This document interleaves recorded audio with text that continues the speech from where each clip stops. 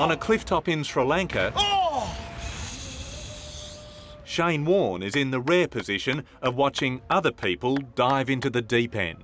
I thought he was going to bomb in, not dive. I've been popular, I've been unpopular, I think I've been hated, which is a strong word. I think people have been disappointed in some of the things I've done in my life, and I have too. Spider-Man! Yeah.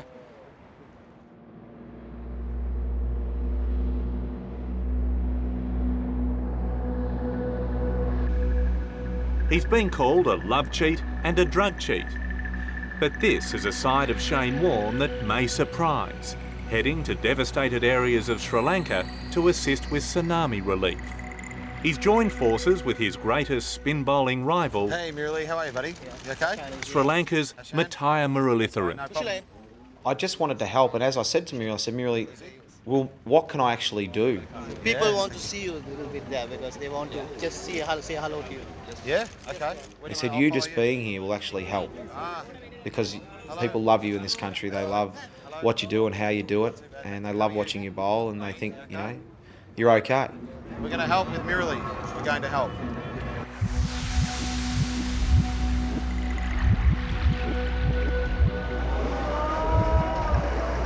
The Boxing Day tsunami killed 40,000 people in Sri Lanka. Even now, nearly 2 months on, loss and devastation are everywhere.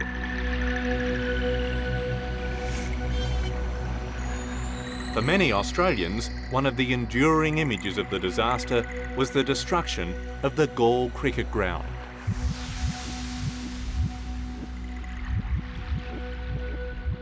It was Boxing Day morning when the tsunami struck this part of the world. At 9:25, the clock is still frozen above the grandstand just over there. 2 waves came thundering through. The first from that direction, a second more powerful one from over there. It picked up buses, trucks, cars, debris, even people, and dumped them on this once beautiful.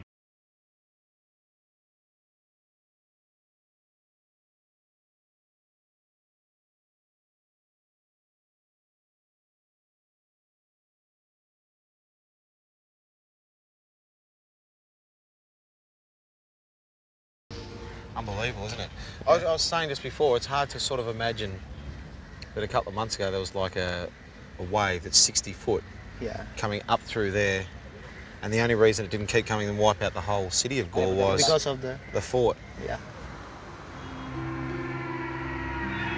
Shane Warne, fantastic delivery. This is a special place for Warne. That's the first one that really has turned and bounced. It was here at Galle last March that he made his spectacular return to cricket after a year in disgrace for taking a banned diuretic. Shane Warne, that's just special.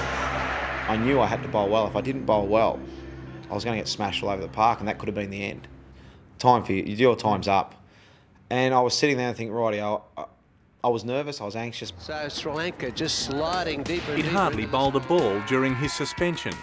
But in typical headline-grabbing fashion, Warne's return became one of the historic moments in world sport. And there is wicket number 500. His on-field brilliance is undisputed. The only way to see Sri Lanka, mate. I tell you what, you'd find a park down in Chapel Street, Melbourne in these. But his magical leg spin has at times been overshadowed by a series of off-field scandals.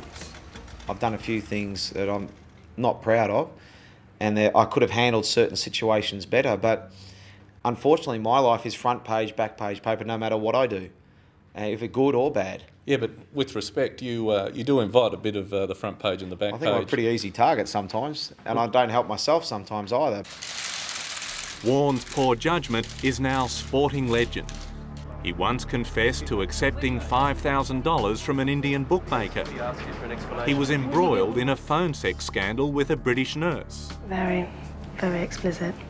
Then the diet pill he got from his mum that saw him return home in disgrace from the 2003 World Cup, branded a drug cheat. As if that wasn't enough, his marriage was then rocked by his affair with a Melbourne stripper. And I will not be making any further comment on those issues or any such issues. 2003 was not a stellar year for Nope. Shane Warne. No, it wasn't. You had the drugs. Yep. The ban. You had your mother in the thick of it. Yep. You had an affair. What was it like to go home to the people that you trust and love the most and say to your wife, I'm guilty, I've had an affair? Well, I mean, it's not easy to talk about it. It was quite a tough time in my life. It was something that I thought was personal between my wife and I. I did the wrong thing. And that's something that I have to live with. And it's not easy to live with because I'm embarrassed about what I did. How did you get through that, though? A personal crisis became a public crisis, became a media free-for-all, and you're in the middle of it trying to save a marriage, you've got 3 kids. How do you do it? What did you do? Well, I think the only thing you can be is honest. And, you know, you've done the wrong thing, and I spoke to my wife about that. We were sort of angry about the 50 people outside our house that we couldn't get out of the driveway. So it was the wrong environment to try and talk. And so we couldn't really talk. We had to get out of the country. We ended up going to Spain. Any words that you'd like to say, Shane? And without, I suppose, a loving wife and a forgiving wife and a beautiful family that we've got, we had to get through that. And we managed to get through that, and everything is okay at the moment, and we're getting along fine, and the kids are great, and I'm enjoying that part of my life. And hopefully it stays like that. But some would say for your wife it's hard enough being a cricketer's wife, but it's even harder being Shane Warne's wife. It would be, and she's, I think, handled herself with dignity, and I think she's handled herself very, very well in a lot of tough situations, and it's an unfortunate part of our lives, and hopefully it's gone. It's the kind of reputation that's hard to leave behind. Hey, my man, give me 5. And I'll give you 5. Hello, how are you, boss? You good? Ticklish. You're ticklish. But here in the village of Parellia, Shane's past misdeeds are the last thing on anyone's mind. Yeah, my mate, you okay? The tsunami killed 2,500 people here.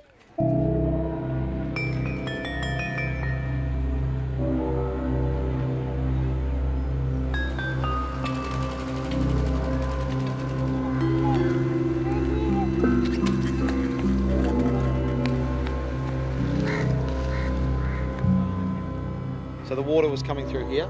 Yes, it did. Fast through here? How high? The first wave was only about, say, 3 feet. But it was the second wave.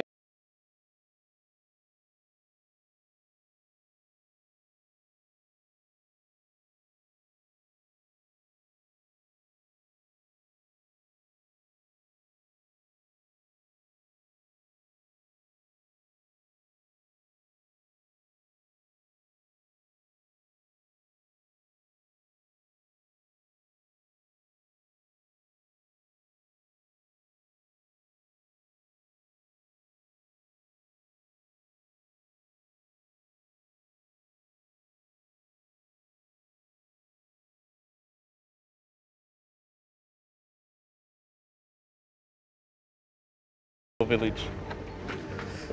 What a phenomenal opportunity, believe me.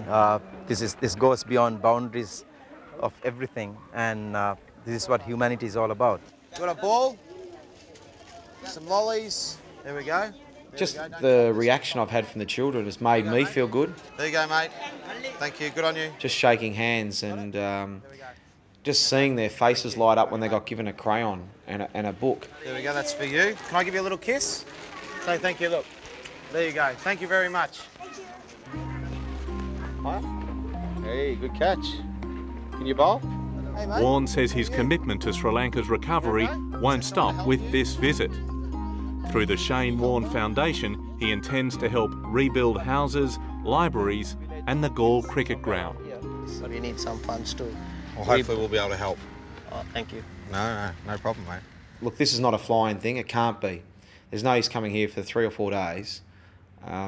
Shake a few hands and hopefully uplift some spirits. But to me, it's going to be an ongoing thing. I'll be back here for sure, and hopefully I can really do some good here. But I guess that's not the public's perception of Shane Warne. Good things, good deeds. That they might be cynical and say, this is just part of the PR, the Shane Warne getting back on track. I wanted to come here so I could help, and that's what I'm doing. If people read too much into it and want to think something else, well, let them. That's not why I'm here, but it's no skin off my nose if they think like that. It's just disappointing. We can, hopefully get lots and lots of money. Murali, for one, has no doubt of his friend's good intentions. When he spoke to me, I'm going to come to Sri Lanka, I thought he's just saying, but then he keep on saying, then he said, I thought he's serious. And we appreciate that he has come and he will do something and he'll get some funds to people and rebuild our country back.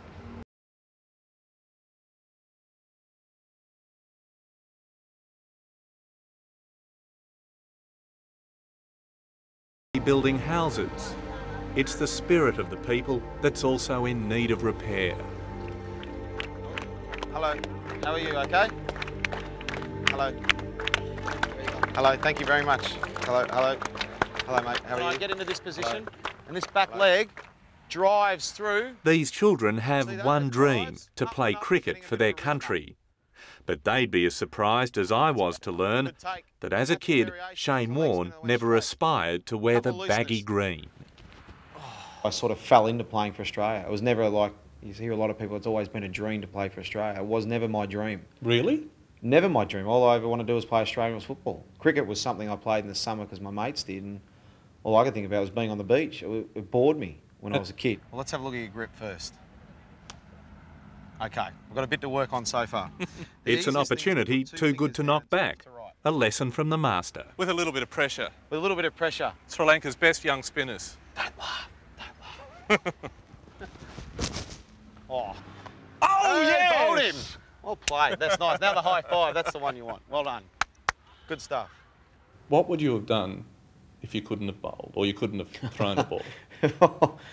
Wow. Well, I delivered beds for 40 winks. Drove a truck for a while with the blue hard yakka shorts and the boots and the blue singlet. Mate, I honestly don't know. A bum on the beach? I don't know. I honestly don't know what I would do.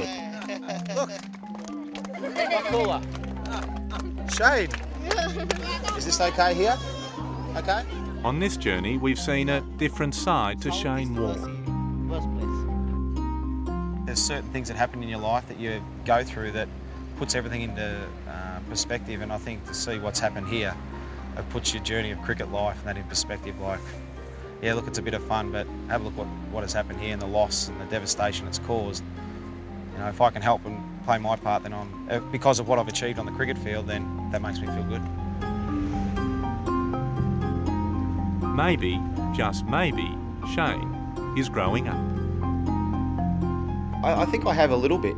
I'm sort of a big kid anyway. What department? I should have. Yeah. You know, I should have grown up and matured a lot. But I'm being honest, I'm not a very worldly sort of person. I'm sort of stuck in my bubble of cricket, family, and friends. Have a good time. And that's it. And have a pizza and a beer. You know, I don't like going out to fancy restaurants and getting dressed up and having the best wine and the best food. No, I know that. I've been out to dinner with you. But a margarita, pizza and a beer. Yeah, exactly. So all I can do is just be me.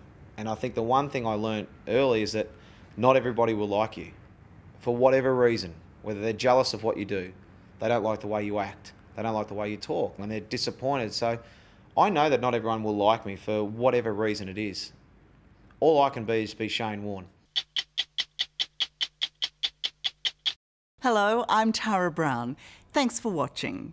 To keep up with the latest from 60 Minutes Australia, make sure you subscribe to our channel. You can also download the 9Now app for full episodes and other exclusive 60 Minutes content.